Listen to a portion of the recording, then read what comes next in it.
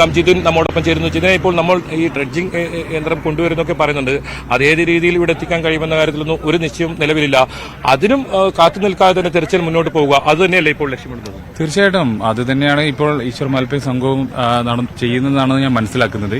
അല്പസമയത്തിനകം ക്രെയിൻ എത്തുന്നതോടുകൂടി ഈ ലോറി ഉണ്ടെന്ന് കരുതപ്പെടുന്ന ഭാഗത്തുള്ള മരങ്ങൾ നീക്കം ചെയ്യാൻ തുടങ്ങും.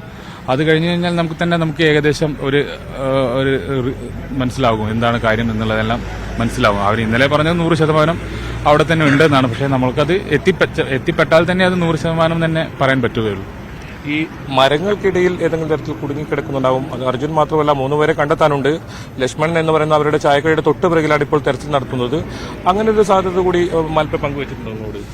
അല്ല, മാൽപ്പ ആ രീതിയിലൊന്നും പങ്കുവച്ചിട്ടില്ല. മറ്റു 3 പേരും ഏറ്റവും കൂടുതൽ ഉണ്ടാകാനുള്ള ചാൻസ് അവിടെ തന്നെയാണെന്നാണ്. കാരണം ഈ കടയിൽ നിന്നാണല്ലോ അവരെ നഷ്ടപ്പെട്ടത്.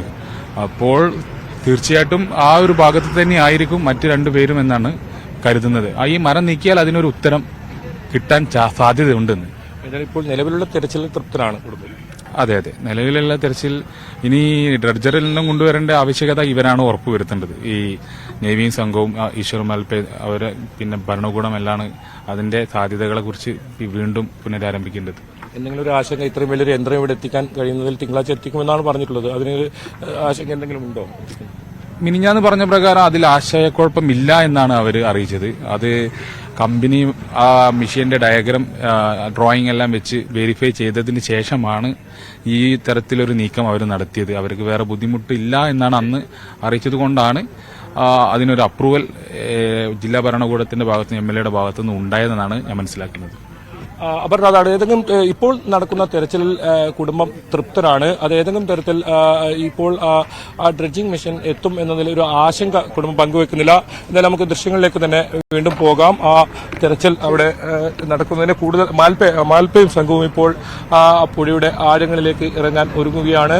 ഏതായാലും കഴിഞ്ഞ ദിവസങ്ങളിൽ കണ്ടതുപോലെ തന്നെ മുഴുവൻ സംവിധാനങ്ങളും ഇപ്പോൾ ഇവിടെ ഈ പുഴയിലേക്ക് ഇറങ്ങുന്ന ഒരു സാഹചര്യം. വെള്ളത്തിന്റെ നിറം കുറച്ച് മാറിയിട്ടുണ്ട്, കലക്ക് വെള്ളമാണ്. പക്ഷേ അത് തെരച്ചിലിനെ ബാധിക്കില്ല എന്ന് തന്നെയാണ് മാൽപ്പ അല്പസമയം മുമ്പ് വ്യക്തമാക്കിയത്. എന്തായാലും നേവിയുടെ സംഘം ഇപ്പോഴും ആ സോണാർ പരിശോധന നടത്തിക്കൊണ്ടിരിക്കുകയാണ്. എന്തൊക്കെ